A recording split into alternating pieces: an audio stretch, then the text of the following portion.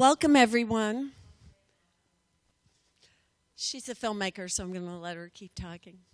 My name is Susan Hackley. I'm the managing director of the program on negotiation, and it's such a great pleasure to welcome you tonight to this really wonderful film event.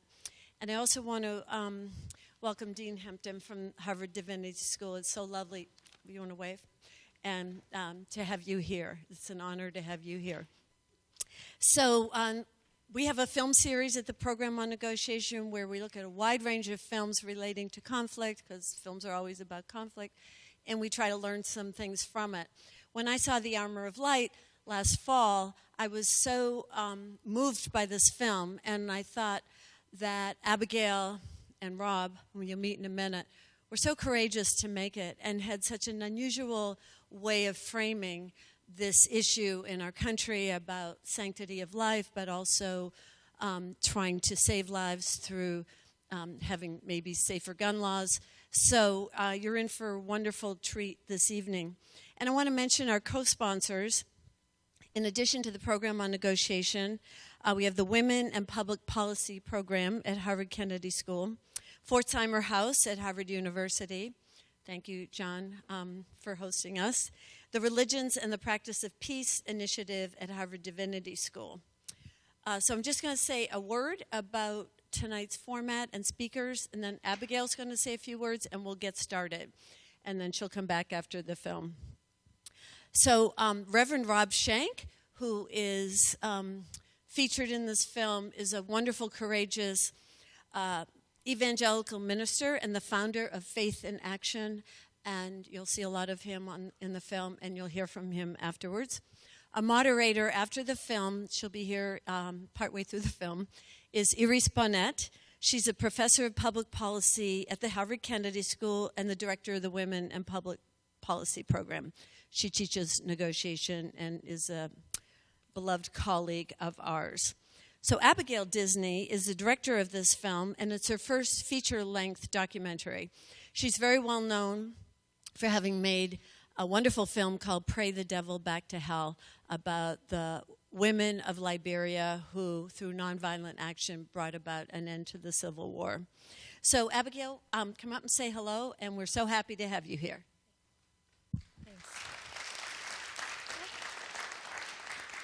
Thank you. Thank you so much, and thank you so much for bringing the film here. I'm really grateful and looking forward to hearing from you afterwards. Just as a little preface, the gun issue is a deadlocked and politically stalemate issue, and it doesn't seem like anything anybody tries to do around it does anything but make it worse. You know, your impulse, anybody in negotiation knows, your impulse when it's deadlocked is to just push harder on your position. And it creates a kind of a stasis that's unbreakable. So this is an attempt to end run around the political dynamics of an issue. But it is also, I think of it as an act of, or an offering of political reconciliation. I came from a very conservative family. Better? Famously even conservative. But that's not the life I've been living as an adult. That's a hard thing when you're on the opposite side of a political divide from the parents that you love.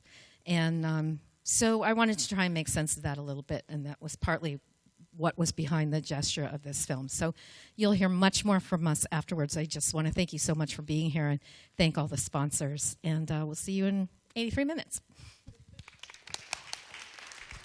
Good evening, everyone. My name is Bohnet. I am on the faculty here at Harvard at the Kennedy School and also the director of the Women and Public Policy program. And I'm delighted to moderate this discussion here of this very moving film, which my family and I watched on Easter Sunday and thought it was actually very fitting for Easter. So with that, let me introduce our panelists here. And in fact, start by thanking you for making this film. What an amazing film you've produced. Thank you. Thank you for touching our hearts and for touching our minds and for the courage that you've had. So to my left is Abigail Disney. She is a filmmaker, also a philanthropist, and the CEO and president of Fork Films. Abigail's long-time passion is really for women's issues and peace building, and it culminating in her producing her first film, Pray the Devil Back to Hell, a winner of many awards, and a film that I also highly recommend to you. It's another film that will inspire you and touch both your hearts and your minds.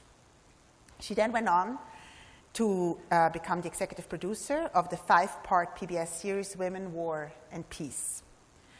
Abby is also the founder and president of Peace is Loud, a nonprofit organization that uses media and live events to highlight the stories of women who are stepping up for peace and resisting violence in their communities.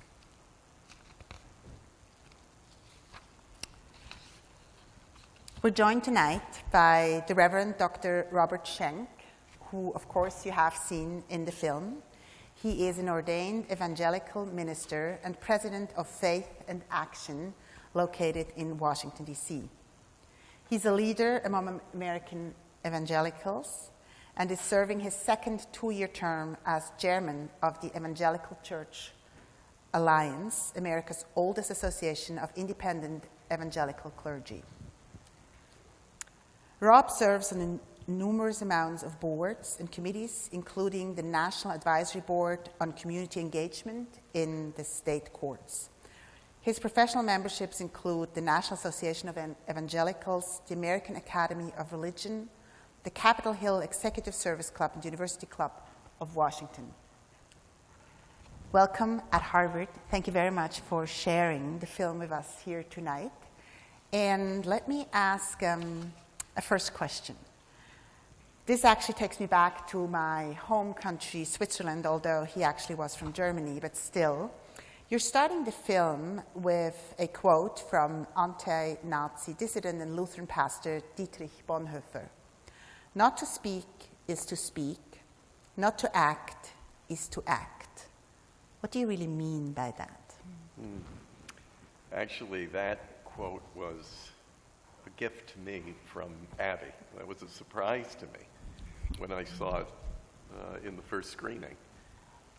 And it was a very meaningful gift because I talk about having had 2 conversions in the film, but I really had a 3rd conversion. And it was when I met Bonhoeffer late in my ministry career. And I call him my posthumous spiritual director and my best dead friend. If you know Bonhoeffer, you know his legacy. How many people here have heard of Dietrich Bonhoeffer? You know? Yeah, good. Okay, fair number. Young, am I on? Not on? Let's see. Yeah, there it is. Oh, it says on. There we are. Is that better? Okay, thank you. We're talking about Dietrich Bonhoeffer, who was a huge inspiration to me and helped me to find the courage to speak. And I think in that, just to explain, he was, I would use the term martyred in 1945 for his resistance to Adolf Hitler at age 39, young, brilliant man. In fact, I really think his martyrdom was perhaps the least of his contributions. He left 12,000 pages of, I think, some of the finest moral, ethical reflection and theological work of the last 100 years. And Bonhoeffer's quote there, some of us think of silence as a passive act. And in fact, Bonhoeffer taught me that it's not. It's more like a passive-aggressive act. Because in withholding your speech, you are making a decision that has an impact, maybe even greater than speaking. So the silence becomes itself a very powerful statement. And it's especially apropos to this subject. Because in my community, it's not really in the discussion of the issue, it's the fact that it would even be broached. It is such a taboo that you dare not even raise the questions. You don't bring it up in polite company or impolite company. You just simply don't bring it up. So it was a very poignant way to begin the film, and that was Abby's insight. Well, and I had never heard of Dietrich Bonhoeffer before Rob mentioned to him and to me, and I started reading and felt just drawn in. It's incredibly compelling writing, and he had just come off writing a dissertation about Bonhoeffer, and I think the fact that I met Rob just as he was coming off of that, I don't think he would have been as receptive. And I knew he'd sit through a million screenings, and I knew he'd be afraid at times because he had so much to lose. So I just wanted to give him a little bit of a inoculation at the beginning of every screening to remind him of why we're here. It worked. So I have these amazing questions here, but I now have to ask you a different one. How did you two meet? Well, I was interested in finding a way to have a conversation about our values. And, because as I said earlier, I came from a conservative family. The argument I had with my mother often was, I'm not doing what I'm doing to spite what you've taught me. I'm doing what I'm doing because of the values you taught me. Our values are no different. It's just that we have a different idea of what that asks of us. And so I knew, I kept thinking about the Disney company that I grew up in, and being in Orlando in 1971 and watching my, wonderful grandfather open that park. And I kept thinking the people who loved the NRA in 1971 were the same people who loved Disney. They were the same people. So what happened that in 2009 they were in court up against each other because there's a take your gun to work ordinance in Florida, which Disney didn't want to adhere to. So how is what the NRA has done for the last 40 years conservative? These are radical, socially destabilizing values. Making it easier to get and carry and deploy an object of violence and mayhem in public is socially destabilizing. So I wanted to go and find conservatives and say, okay, what are our conservative values, and how do they comport with this agenda? I found a lawyer who was in the film, John Phillips. He was my primary focus in Jacksonville, but Lucy stole the movie from him. And I went looking for anybody in the pro-life movement who would talk to me, because it was clear to me that even though I've spent my adult life as a pro-choice feminist, I know that people in that world operate the way they operate because they genuinely believe what they believe. And if you really do value the sanctity of every single human life, someone had to be disturbed. Someone had to be wondering about this agenda. Someone had to be feeling like it wasn't feeling right. And there were others I talked to, but Rob was really the first one with the courage to say any of this publicly. What did you think when she called you? How did you, was it a phone call? I mean, it was a dinner meeting. And we had a mutual friend who had herself reached out across a very expansive divide. Catherine Henderson, who's the president of Auburn Seminary in New York, which in my universe is considered the other end of the galaxy, on the liberal end. And she reached out to me. We built a friendship, and it was Catherine who recommended to Abby that Abby come to see me, and we ended up at a dinner table. And I do remember kind of being lost in half that conversation, worrying what might come of this dinner meeting, if I might, step off a cliff. And it took me a long time to say yes. When Abby made this proposal, I lost count of the weeks. But I checked in every week for 5 weeks. 5 weeks. And he'd say, I'm still praying. Yeah. And I was praying, and I was asking colleagues and friends, and I was talking to my wife, who happens to be a psychotherapist, and that was very helpful. So I was her client for a little while.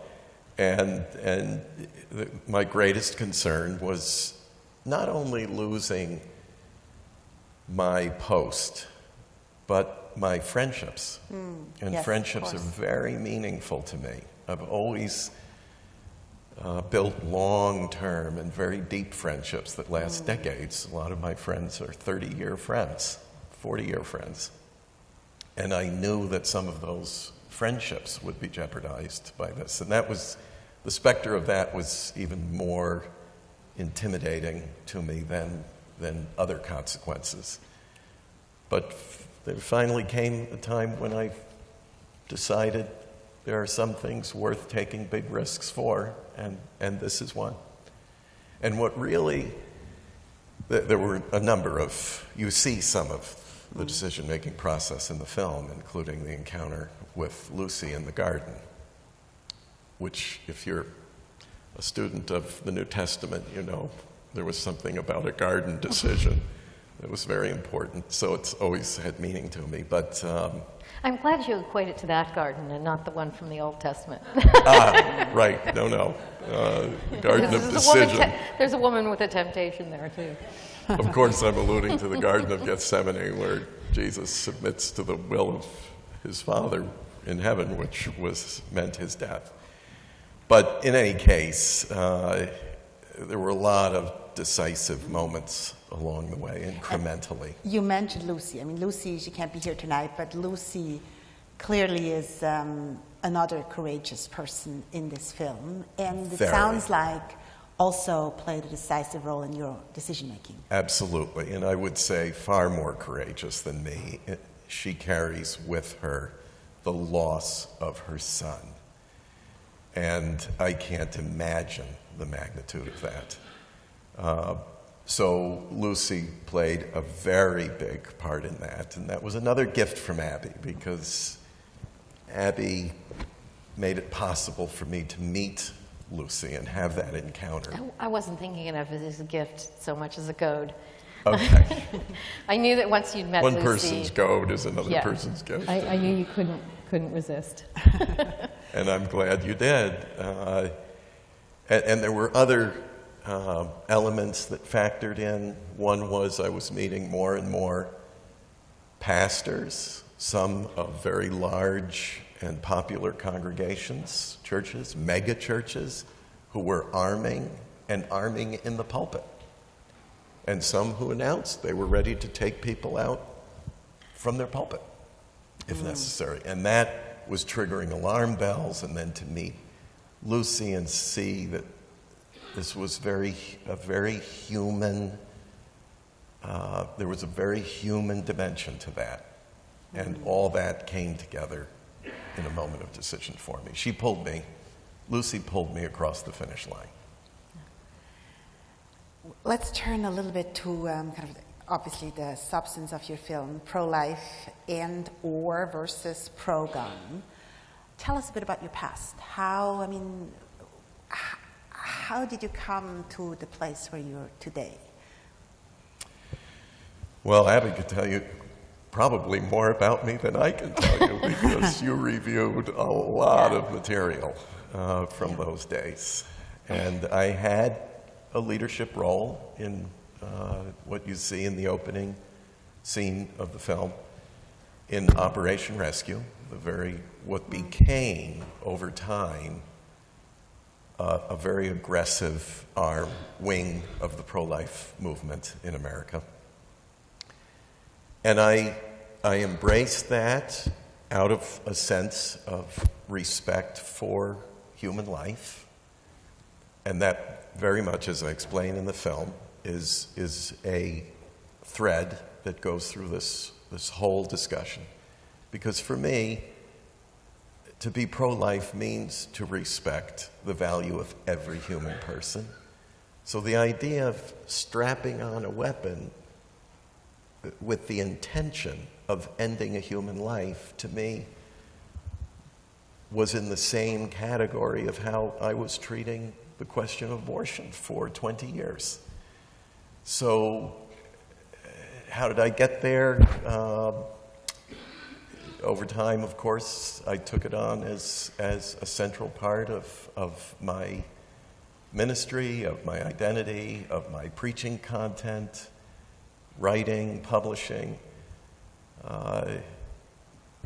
And I would like to take those same approaches now with this question. I'm doing it a little by little, but there's still a lot more to be done. And Abby, did you have confidence that we would be here today? No, Tell zero. us about some of the challenges that you went through by making the film. When you make a verite film, you find people who have potentially compelling stories, but you journey with them. And there's no guarantee that your story is going to go anywhere interesting. And it was kind of looking for a while there like we had a minister who thought he might try this thing and then chickened out, which is not a very interesting film. So it was kind of hair-raising. And there were definitely weeks at a time where Rob would return my calls, and I knew he was having doubts about whether this would benefit anybody and whether he could trust me and all the rest of it. So I knew that it would be essential to build a lot of trust. And so we ended up having kind of these amazing long-running conversations on the phone and by text and email, and developed a really kind of strong bond between us personally, which I think benefited the film. And I think it gave you a little more maybe courage to, you didn't feel quite as alone, I think, with the thinking and so forth. So it's a hairy thing to decide to go with a character and then to not feel entirely certain of where your character's going to take you, because it could be a pretty boring film. Tell us more about your own passion for this cause. Why did you want to make a film about this? Well, I've cared about this issue for a long time.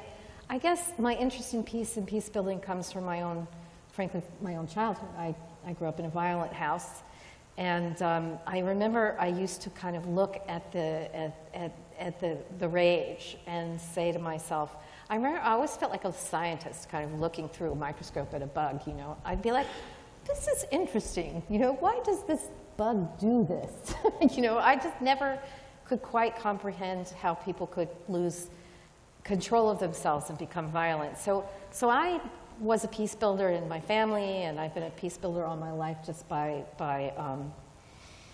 inclination.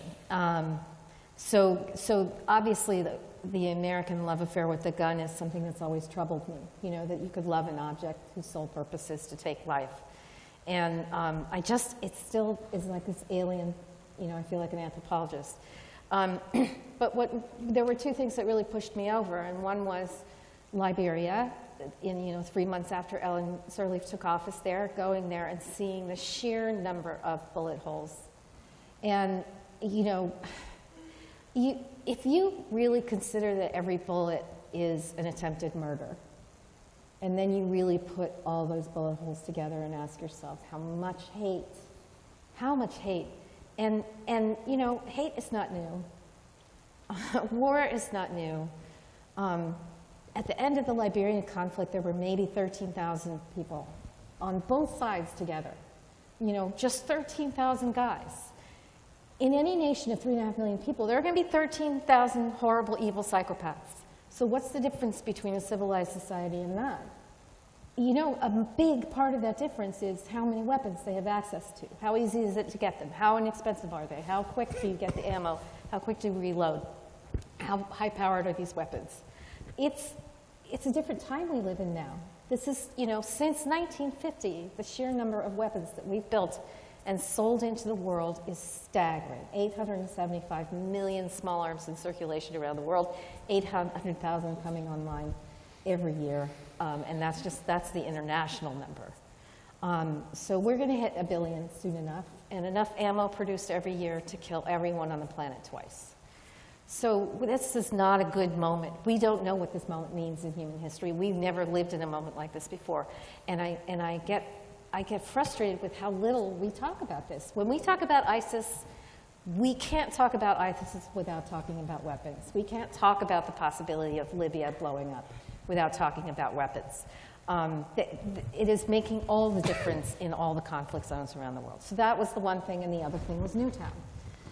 So I've studied this issue for a long time. I've cared about the issue for the long time, and then Newtown happened, and I watched my Facebook page blow up, and there were people who said, this proves everything I think, because people should have guns. And then on the other side, there'd be, this proves everything I think about how people shouldn't have guns.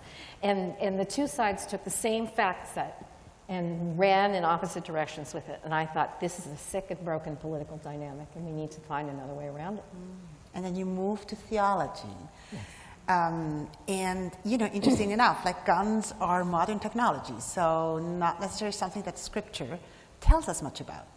So where do you find the answers to the questions that Abby just raised, Rob? Well, I think first is, you know, when you talk about an instrument that is designed for the purpose of taking a human life, and this was something that made a huge impression on me when I underwent firearms training because I was involved with the film. I had shot a gun when I was in my teens at a friend's farm, and I barely remembered it. Guns were not part of my culture. But I wanted the hands-on experience that you see in the film. And when I went through that training, the instructor, who was consummate professional, said, I'm not going to train you unless you can assure me that you can get yourself to a place where you can use the weapon to kill. Because if you're unwilling to kill, then you're actually more dangerous with the weapon than without it, because it's likely to be taken from you and used to kill you and kill others. So you must be ready to use that weapon to kill. Okay. So in going through that, and I wanted to take on that challenge. And it was very difficult and even worrisome to me, because you wonder, once having gotten there psychologically, can you make your way back? But I put myself there and did my best, and I think he was willing to give me the benefit of the doubt. I'm not sure I was a true convert at that point. But in any case, I got close to it. And it helped me to understand that it doesn't matter really. I mean, other than that the weapon is a very efficient killing instrument. We could be talking about a machete, or we could be talking about a club. Mm-hmm. If your intention is to use that to take a human life. And so in doing that, I think there's a lot of biblical material that addresses that, including the gospel mandate to love even our enemy. So we have to ask the question, how is strapping on a weapon with the intention to kill another human being, and therefore start looking at the world through that grid? Because now you have to conduct yourself in the normal. We're not talking about in extremis. We're not talking about in the extraordinary moment of war, or even a violent confrontation that can't be resolved in any other way, or is an emergency situation. We're talking about the normal conduct of one's life, that you get up in the morning, and I know people who put on the weapon as they dress, and they do not take it off again until they actually fold into bed at night. So I was learning that in doing that, you're actually looking through a grid. You're looking at the world and saying, I will take out that one, or that. If that one becomes dangerous, I will take them out. These people I won't, others I will. In that orientation, I think we cross a line where we no longer have a Christian view of humanity. We certainly don't have a Christ-like view of humanity. And to me, how many are from the divinity school, may I ask? Do we have some divinity folks? Oh, yes, hi, old friend now. In a theological context, we talk about various hermeneutical devices or tools for interpreting biblical matter. And for us as evangelicals, we see the Bible as the full and final source for faith and practice, the authority. Well, for me, the best hermeneutical key is what I call a Christ hermeneutic. So we look at Jesus and both what he said and did and the way he conducted himself. Well, I don't know how we get to a place where we can say, yes, well, Jesus would have looked at the world that way, because he didn't even take out Judas. He didn't contemplate taking out Judas. So I think it's contrary to a Christian disposition towards humanity. That's a long answer to a short question. No. I mean, yes, obviously a big question that I asked. But, coming from a different part of the world, it is even more striking. Kind of having lived here now for 18 years, I'm kind of part of this society. But when you said, Rob, and I'm citing here from the film, when we champion the Second Amendment over and above the Word of God, then we must be very careful that in respecting the Second Amendment, we don't violate the Second Commandment. And that's just, I found that very profound, that we're kind of, there's two texts, to say this very superficially, in competition with one another. Mm-hmm. How do you deal with that?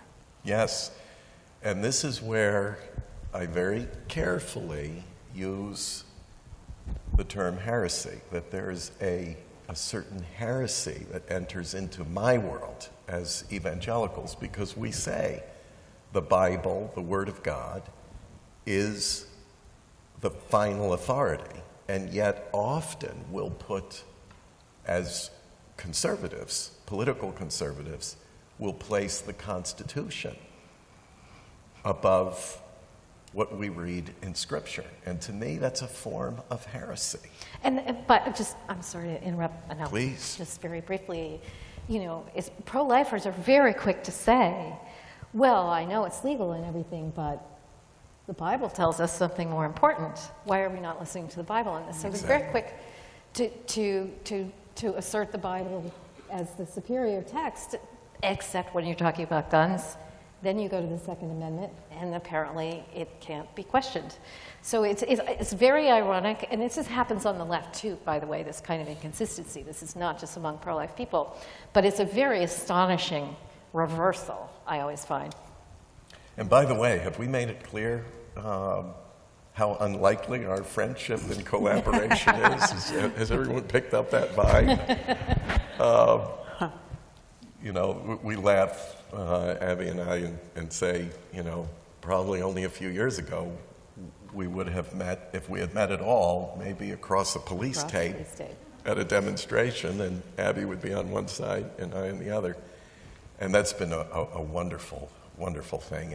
And Abby has, as mostly a non-religious person for most of her adult life, has done a lot of preaching at me and has helped me enormously and inspired me in a lot of ways, including giving me lots of good sermon material. So I just thought I'd give that to you as a little sidebar. But Abby, I know the film and your friendship, new friendship, unexpected friendship with Rob have also changed you. Yeah, for sure, no question. I mean, I was telling you this morning at breakfast, there's, I brought up in a very observant Irish Catholic context, and, Irish Catholic is a very particular kind of Catholic. We talk a lot about burning in hell. So I ran, like a lot of people do, when I was 18 and went off to college and, went my own way. But, when you have a very strong faith practice as a child, there's always a missing thing. Where is that thing? Where is the thing? It's always missing. And I spent a lot of years you know, every Sunday I'd go try the Baptist church, the Lutheran church. I went to the Quakers and said, where is the front of the church? And they really bothered me. And it's a Catholic thing. And, you know, I have read a lot. I am not unfamiliar with the Bible. Rob will tell you that I've surprised him many times with what I know, because I have always had a heart for it and a desire to think and speak and understand. And, you know, as there was a great New York Times piece last week saying, you know, religion, faith is a question, not an answer. But in the rhythm of a weekly gathering, with the intent to share and explore together in a community of people those questions, that just can't be replaced by your own private curiosity. So I found myself hungering for that, and found myself back in church. What do you know? Knock me over with a feather, but I look forward to Sunday morning these days, because I have found a wonderful place and community for that kind of search, and I'm grateful to Rob for that. Except I hate when he sits there with that face. She chose a church. I'm way on the opposite end of my galaxy, but it's a good church. Wonderful church. We want to open for questions and comments in just a moment, but let me kind of maybe ask a last question on kind of, you know, where are we going from here? And I was struck when you talked about where people get their information from. So I'm quoting, I've asked pastors where and how they get their information on gun issues. Most tell me Fox News or the NRA. So that's, of course, very troublesome. And surely we could say similar things for the liberals, that actually in my world we would describe what you just described before as a self-serving bias. Right? We talk to people who look like we do, we talk to people who think like we think, and then we interpret the information that we learn in a self-serving way. And that's kind of, I think, what you just described to us. So how concerned should I be about the media? Very, about them. Where do we go from here? What can we do about that? The media, but also more generally people's level of information, education, and tendency to only listen to people who think like they do. For both of you. I'm going to yield to Abby. The media is problematic on a lot of different levels, not just in terms of how we get our news, but, you know, the worship of and almost eroticization of the weapon crosses every type of media and every single platform, you know. So, you know, my boogeyman is Michael Bay. And if you go spend some time, watch a few Michael Bay films, and you will see a man who is quite literally in love with the act of killing. It's sexualized, it is repetitive, it is salacious and sanguinary and compulsive and repetitive. It is a sickness. And that is the kind of media that our children are growing up on. So it's a kind of a propaganda. There's also this, you know, kind of repeating of certain mantras. That only thing that kills a good guy with a gun or a bad guy with a gun is a good guy with a gun. The one that makes me crazy is guns are in the American DNA, which is just, what do you mean by that, really? You know, that's just, it's an absurd retreat into a cliche that has no basis in reality. And so that kind of like building of repetitive, almost mantras is very damaging. We had an interview because we were this was at the beginning going to be a little bit of a history of the NRA, and we got an interview with the president of the NRA, and been whoring out my last name like nobody's business, and I used it to get into his office. And he said to me, one of the things I'm most proud of is that we flipped the script on guns in America.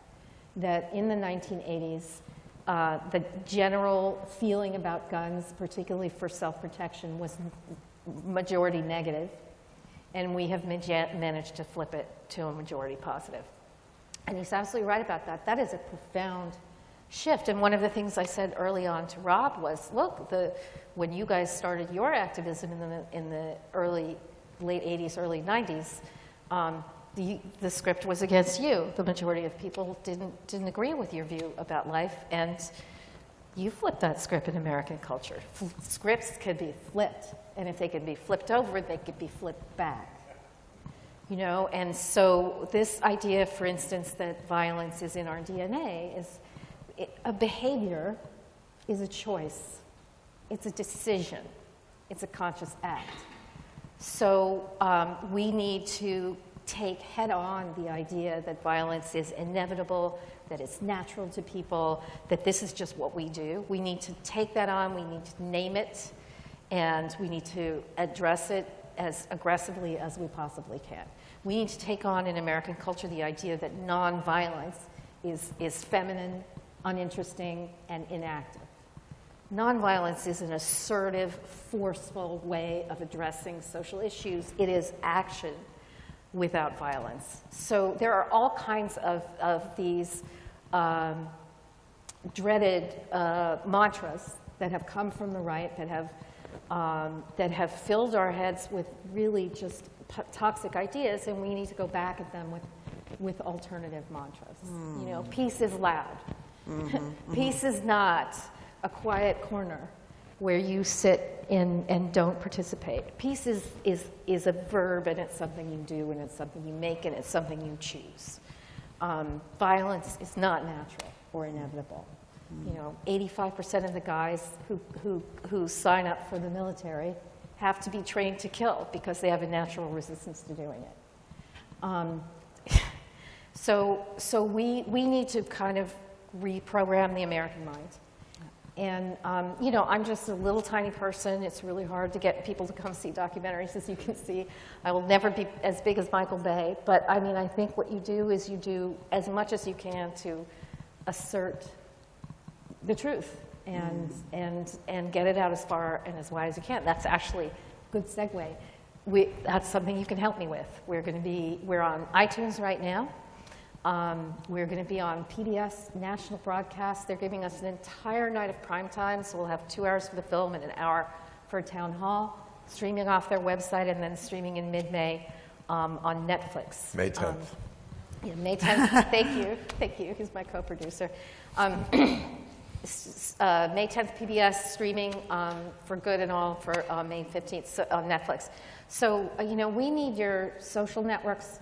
We need you to talk about this film. We need you to figure out places the film needs to be screened and populations who need to see it, who are receptive to it. Rob and I are crisscrossing the country and meeting with very conservative evangelical pastors, one-on-one, and we're getting an incredible reception one at a time. The ground is so ripe for this. People are so ready. You don't know how many women have quietly voiced to me across the table so their husband couldn't hear. You know, so we're, as a country, really ready for this. I mean, I couldn't have timed it better. I was a shooting today in Virginia, by the way. You know, we have op-eds prepared already for shootings because they're so certain to happen with a certain frequency. So anyway, I'm blathering, but we need your help. We need your help getting people to see it and care about it and carry the message. You know, and honestly, I don't care if people see the film, but they have to carry the message that, you know, that if you really do care about human life, then we need to have a conversation about the fact that we're choking on weapons. And if I may interrupt this time, I'll just add, No, please. I do care if they see the film. Yeah.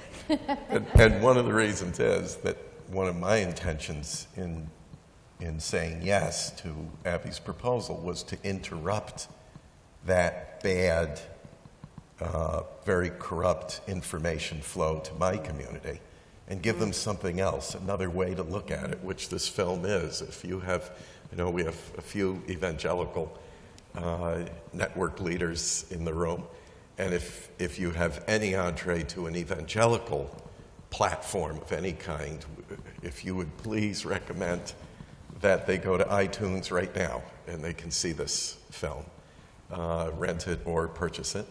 And Amazon has it. Hulu, Barnes and Noble. Voodoo. Yeah, anyway. So they're there. You can get it right now, and then you can see it on the national broadcast May 10th. And after that, Netflix. So this is a start.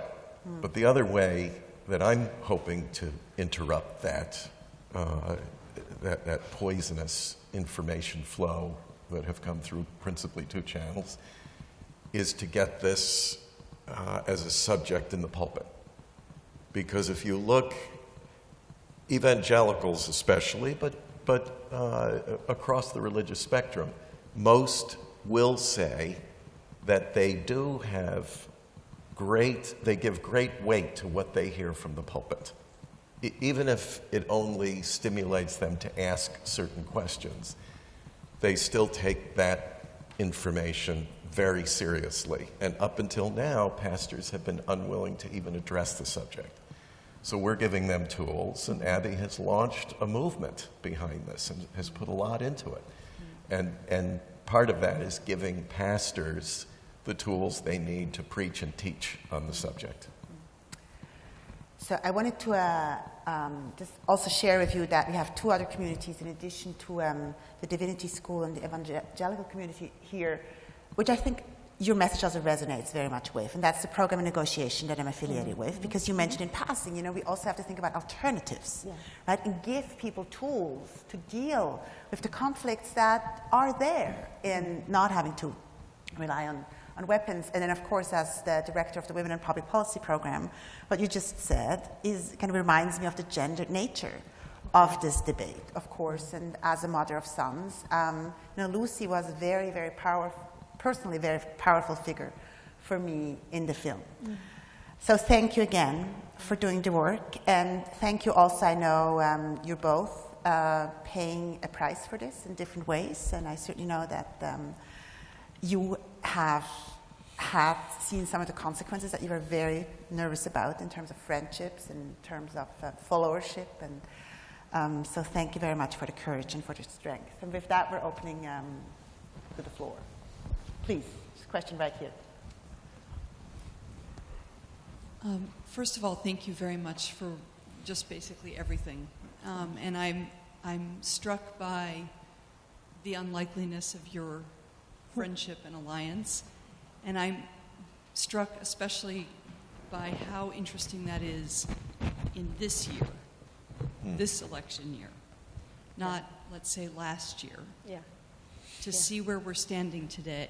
And last night, I'm a trained mediator, and I was invited by my community, which is a few miles from here, to lead a dialogue on kindness, decency, and civil discourse, because our town has been beset by an uptick in violence in the middle school.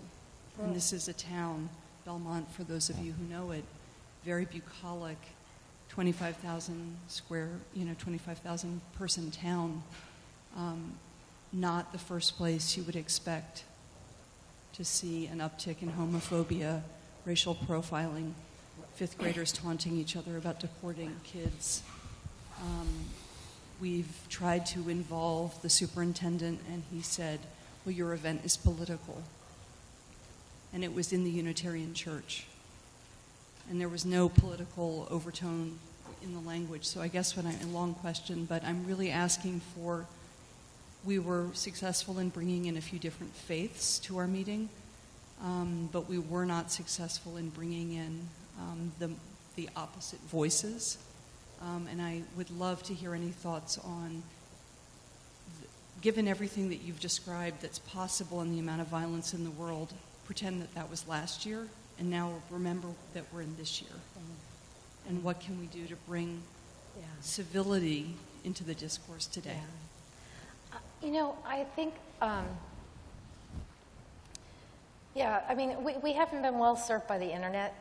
It has rewarded the troll behavior, and then the troll behavior has started to come to life in 3 dimensions. I think it's kind of happening that way. It's interesting. But when I really pay attention to the elements that, for instance, come to this film, angry, and, we've had 2 back-to-back screenings in Massachusetts where people came armed to screenings and wanted everyone to know that they were armed. They tend to be very loud and not that numerous. What you have is a situation where you've got someone in leadership who's that's another whole issue. But I think that if you can find a way to structure dialogue such that you can take, I mean, there are gradations of people on the other side. And if you can define out of the conversation the people who are really impenetrable and really engage with the people who are, they don't have to agree with you, they can violently disagree with you, it's just the nature of the way they disagree with you, if you can take them on. What I said to Rob, and you know, I've read and studied about mediation too, and I have a great friend in Peter Coleman who wrote this book called The 5%, which is a fantastic book about intractable conflict. And I think of this gun thing as an intractable, and the abortion thing as an intractable conflict.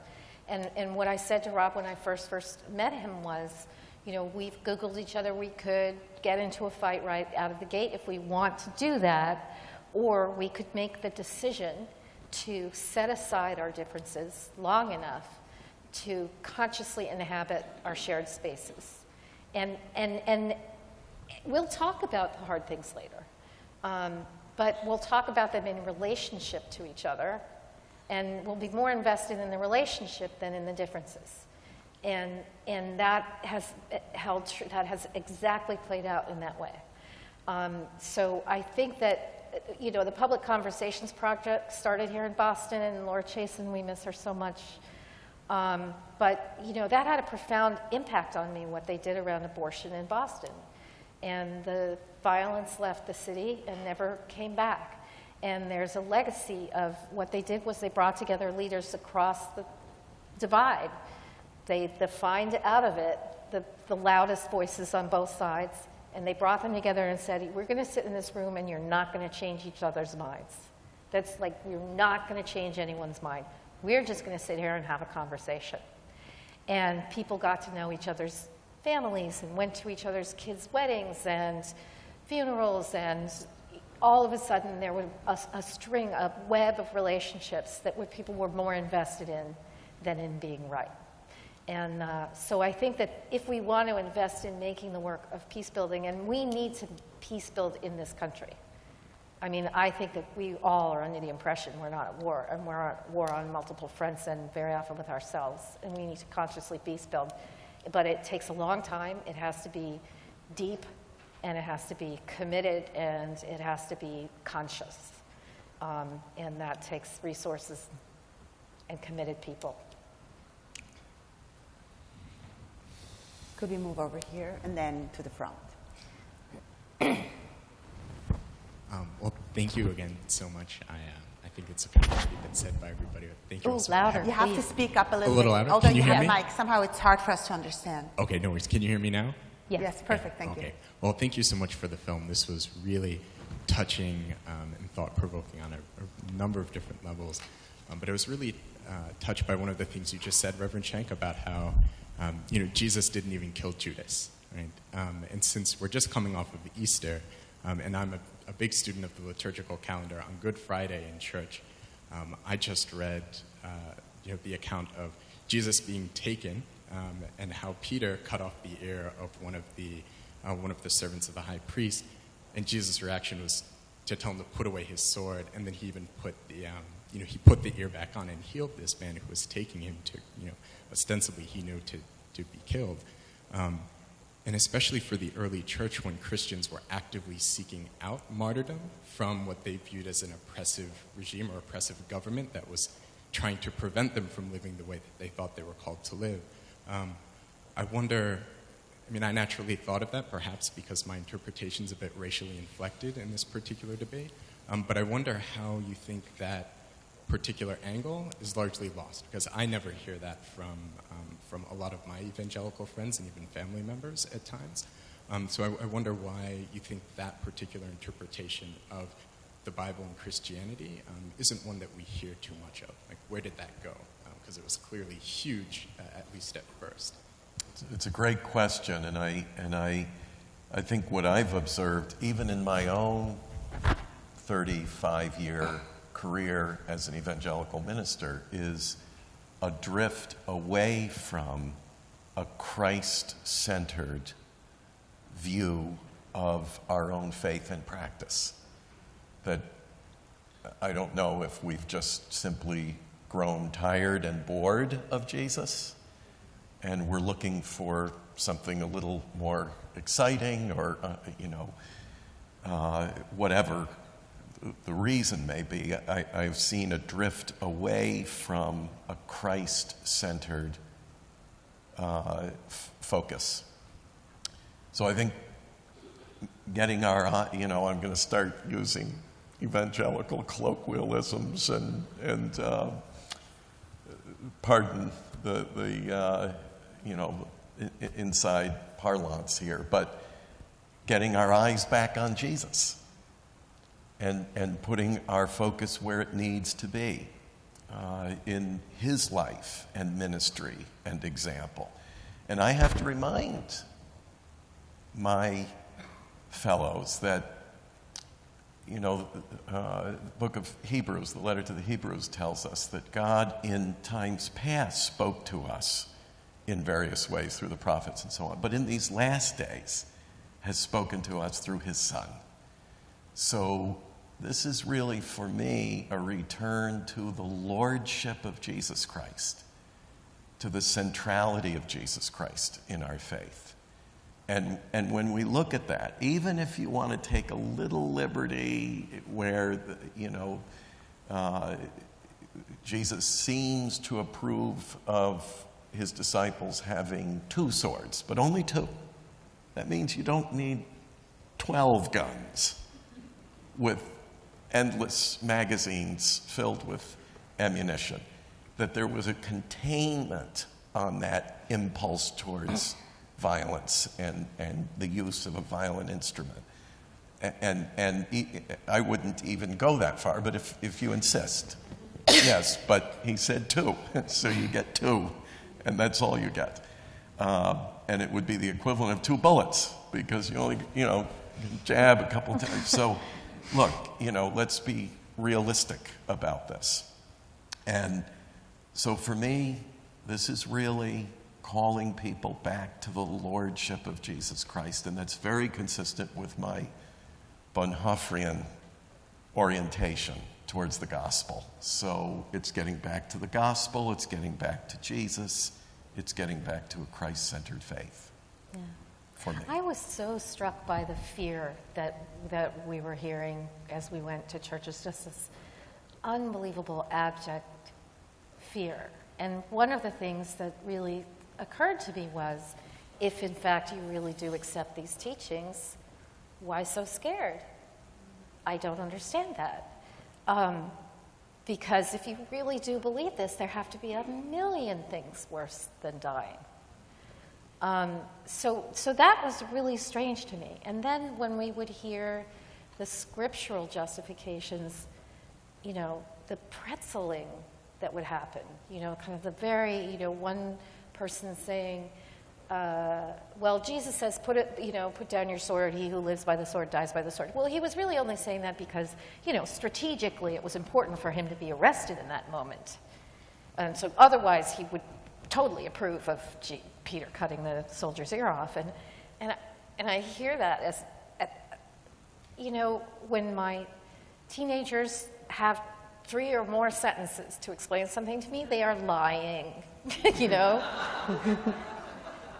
And when you go through that pretzel logic, it's because you know what that you're really not. And what has happened in this community is that they've reached a conclusion that they're now backfilling a theology for, and they know it. So when Rob refers to the 2 swords, it's Luke 22, 36 through 38.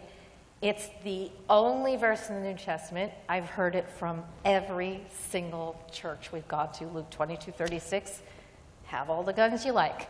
And finally, I decided to see what it was in context and went and looked, and in 22, 38, that's enough. You got 2 swords. It's a gun control verse, and I can't even believe they didn't bother reading the next 2 lines.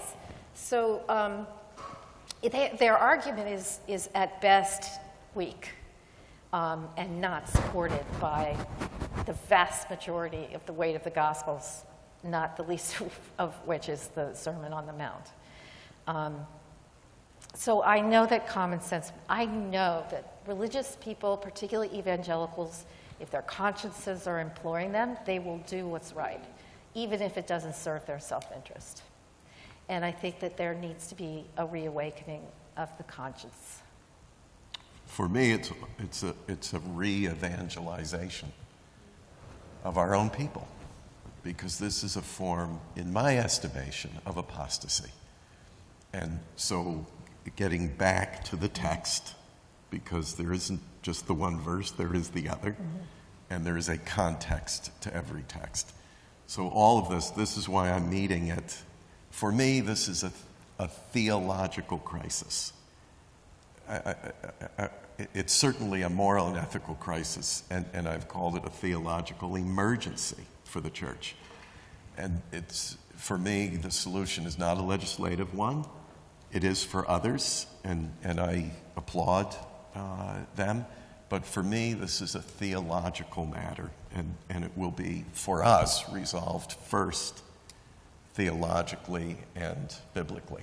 All the great social movements in American history have been driven by religious people and for religious reasons. And that's one of our greatest strengths as a country. And what I was saying to myself when I had the impulse to make this film is, where is the religious voice? This is a religious matter. We're taking human lives here. And I don't hear leadership from inside of these religious institutions. Where are they? Why are they so quiet? Supposedly the Wild West, what we call the Wild West, which wasn't so wild, there were two things that settled things down. One was religious people, ministers showing up and establishing churches. The other was women showing up and marrying these guys and calming them down. This film was a stealth gender film. Frankly, I know conservative women. I grew up among them, and I know they don't listen to women. They will listen to Rob.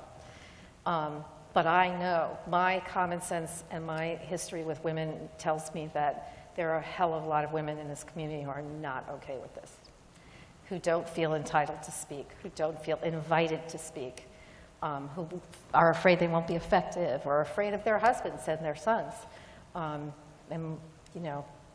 We need the voices of conscience to speak up. I think we have time for one more question. Yes.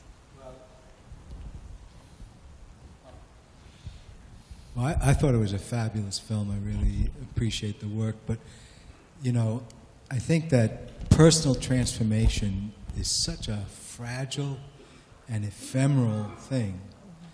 And I think the miracle of this film is that you met early enough in Rob's process to actually capture, and with Lucy, I think, too, there's real transformation going on, from the start to the finish, and that's remarkable. And speaking as a filmmaker, I thought it was beautifully edited as well. Thank you. Thank you. I would just like to add that instead of preaching to the choir, why don't you submit the film to Fox? To Fox? No, you believe in miracles. We have, so do I. We've had, I think, 4 different appearances on Fox Yes. News at various times promoting film, and they have all been friendly, incredibly positive interviews and reactions, including one on Fox Radio with a NRA weapon instructor who said, "Oh my God, I love this film so much." Yeah, interesting. Thank you so much.